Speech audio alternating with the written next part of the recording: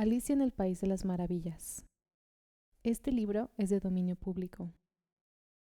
Alice's Adventures in Wonderland by Lewis Carroll. Chapter 5. Advice from a Caterpillar. The caterpillar and Alice looked at each other for some time in silence.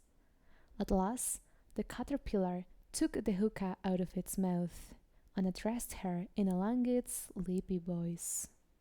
"Who are you?" said the caterpillar. This was not an encouraging opening for a conversation. Alice replied rather shyly. I hardly know, sir. Just at present. At least I know who I was when I got up this morning, but I think I must have been changed several times since then. What do you mean by that? Said the caterpillar sternly. Explain yourself. I can't explain myself, I'm afraid, sir, said Alice. Because I'm not myself, you see. I don't see, said the caterpillar. I'm afraid I can't put it more clearly, Alice replies very politely, for I can't understand it myself to begin with, and being so many different sizes in a day is very confusing. It isn't, said the caterpillar. Well, perhaps you haven't found it so yet, said Alice. But when you have to turn into a chrysalis, you will some day, you know, and then after that into a butterfly. I should think you'll feel it a little queer, won't you? Not a bit, said the caterpillar.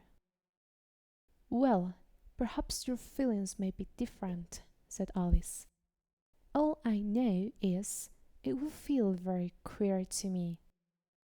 You, said the caterpillar contemptuously. Who are you? Which brought them back to the beginning of the conversation. Alice felt a little irritated at the caterpillar's making such very short remarks, and she drew herself up and said very gravely, I think you ought to tell me who you are first. Why? Said the caterpillar. Here was another puzzling question, and as Alice could not think of any good reason, and as the caterpillar seemed to be in a very unpleasant state of mind, she turned away. Come back, the caterpillar called after her. I've something important to say. This sounded promising, certainly. Alice turned and came back again. Keep your temper, said the caterpillar. Is that all? Said Alice, swallowing down her anger as well as she could. No, said the caterpillar. Alice thought she might as well wait, as she had nothing else to do, and perhaps, after all, it might tell her something worth hearing. For some minutes it puffed away without speaking, but at last it unfolded its arms, took the hookah out of its mouth again, and said, So, you think you're changed, do you? I'm afraid I am, sir, said Alice. I can't remember things as I used, and I don't keep the same size for 10 minutes together. Can't remember what things, said the caterpillar. Well, I've tried to say, how doth the little busy bee, but it all came different, Alice replied in a very melancholy voice. Repeat, you are old, Father William, said the caterpillar. Alice folded her arms and began. You are old, Father William, the young man said, and your hair has become very white, and yet you incessantly stand on your head. Do you think at your age it is right? In my youth, Father William replied to his son, I feared it might injure the brain, but now that I'm perfectly sure I have none, why, I do it again and again. You are old, said the youth, as I mentioned before, and have grown most uncommonly fat. Yet you turned a back somersault in at the door. Pray, where is the reason of that? In my youth, said the sage, as he shook his grey locks, I kept all my limbs very supple. By the use of this ointment, 1 shilling the box, allow me to sell you a couple. You are old, said the youth, and your jaws are too weak for anything tougher than suet. Yet you finished the goose with the bones and the beak. Pray, how did you manage to do it? In my youth, said his father, I took to the law and argued each case with my wife, and the muscular strength which it gave to my jaw has lasted the rest of my life. You are old, said the youth. One would hardly suppose that your eye was as steady as ever. Yet you balance an eel on the end of your nose. What made you so awfully clever? I have answered 3 questions, and that is enough, said his father. Don't give yourself airs. Do you think I can't listen all day to such stuff? Be off, or I'll kick you downstairs. That is not said right, said the caterpillar. Not quite right, I'm afraid, said Alice timidly. Some of the words have got altered. It is wrong from beginning to end, said the caterpillar decidedly, and there was silence for some minutes. The caterpillar was the first to speak. What size do you want to be? It asked. Oh, I'm not particular as to size, Alice hastily replied. Only one doesn't like changing so often, you know. I don't know, said the caterpillar. Alice said nothing.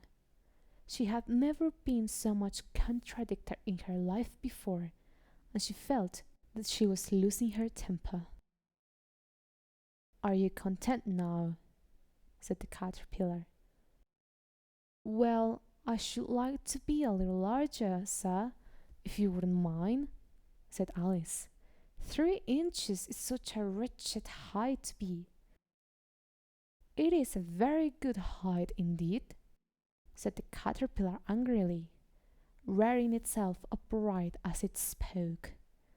It was exactly 3 inches high.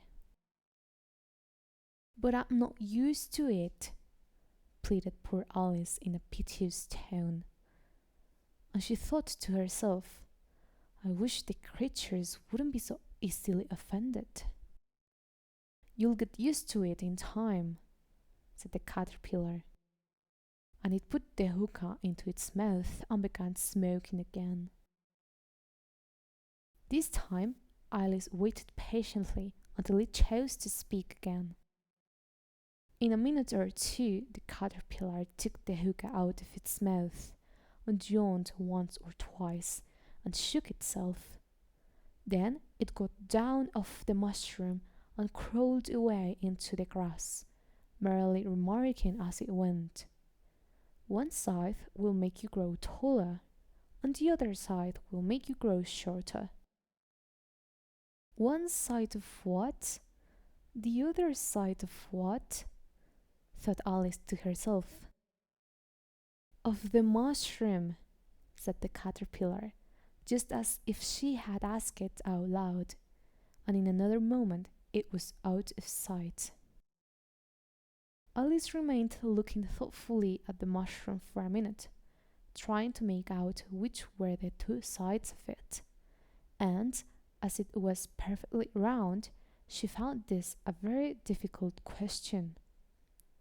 However, at last she stretched her arms round it as far as they would go and broke off a bit of the edge with each hand. "And now which is which?" she said to herself, and nibbled a little of the right hand bit to try the effect. The next moment she felt a violent blow underneath her chin. It had struck her foot. She was a good deal frightened by this very sudden change, but she felt that there was no time to be lost, as she was shrinking rapidly. So she set to work at once to eat some of the other bit.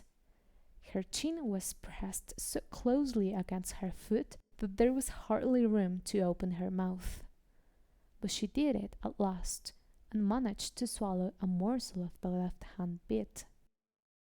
"Come, my head's free at last," said Alice in a tone of delight, which changed into alarm in another moment, when she found that her shoulders were nowhere to be found. All she could see, when she looked down, was an immense length of neck, which seemed to rise like a stalk out of a sea of green leaves that lay far below her. "What can all that green stuff be?" said Alice. "And where have my shoulders got to? And oh, my pretty hands, how is it I can't see you?" She was moving them about as she spoke, but no result seemed to follow, except a little shaking among the distant green leaves. As there seemed to be no chance of getting her hands up to her head, she tried to get her head down to them, and was delighted to find that her neck would bend about easily in any direction, like a serpent. She had just succeeded in curving it down into a graceful zigzag, and was going to dive in among the leaves, which she found to be nothing but the tops of the trees under which she had been wandering, when a sharp hiss made her draw back in a hurry. A large pigeon had flown into her face and was beating her violently with its wings. "Serpent!" screamed the pigeon. "I'm not a serpent," said Alice indignantly. "Let me alone." "Serpent, I say again," repeated the pigeon, but in a more subdued tone, and added with a kind of sob, "I've tried every way, and nothing seems to suit them." "I haven't the least idea what you're talking about," said Alice. "I've tried the roots of trees, and I've tried banks, and I've tried hedges," the pigeon went on, without attending to her. "But those serpents, there's no pleasing them." Alice was more and more puzzled, but she thought there was no use in saying anything more till the pigeon had finished. "As if it wasn't trouble enough hatching the eggs," said the pigeon. "But I must be on the lookout for serpents night and day. Why, I haven't had a wink of sleep these 3 weeks." "I'm very sorry you've been annoyed," said Alice, who was beginning to see its meaning. "And just as I've taken the highest tree in the woods," continued the pigeon, raising its voice to a shriek, "and just as I was thinking I should be free of them at last, they must needs come wriggling down from the sky. Oh, serpent!" "But I'm not a serpent, I tell you," said Alice. I'm a... "Well, what are you?" said the pigeon. "I can see you're trying to invent something." I'm a little girl," said Alice, rather doubtfully, as she remembered the number of changes she had gone through that day. A likely story indeed, said the pigeon in a tone of the deepest contempt. I've seen a good many little girls in my time, but never one with such a neck as that. No, no, you're a serpent, and there's no use denying it. I suppose you'll be telling me next that you never tasted an egg. I have tasted eggs, certainly, said Alice, who was a very truthful child. But little girls eat eggs quite as much as serpents do, you know. I don't believe it, said the pigeon. But if they do, why then they're a kind of serpent, that's all I can say. This was such a new idea to Alice that she was quite silent for a minute or two, which gave the pigeon the opportunity of adding, "You're looking for eggs. I know that well enough. And what does it matter to me whether you're a little girl or a serpent?" "It matters a good deal to me," said Alice hastily. "But I'm not looking for eggs, as it happens, and if I was, I shouldn't want yours. I don't like them raw." "Well, be off then," said the pigeon in a sulky tone, as it settled down again into its nest. Alice crouched down among the trees as well as she could, for her neck kept getting strangled among the branches, and every now and then she had to stop and untwist it. After a while she remembered that she still held pieces of mushroom in her hands, and she set to work very carefully, nibbling first at one and then at the other, and growing sometimes taller and sometimes shorter, until she had succeeded in bringing herself down to her usual height. It was so long since she had been anything near the right size that it felt quite strange at first, but she got used to it in a few minutes and began talking to herself as usual. "Come, there's half my plan down now. How puzzling all these changes are. I'm never sure what I'm going to be from one minute to another. However, I've got back to my right size. The next thing is to get into that beautiful garden. How is that to be done, I wonder?" As she said this, she came suddenly upon an open place with a little house in it about 4 feet high. "Whoever lives there," thought Alice, "it'll never do to come upon them this size. Why, I should frighten them out of their wits." So she began nibbling at the right hand bit again, and did not venture to go near the house till she had brought herself down to 9 inches high.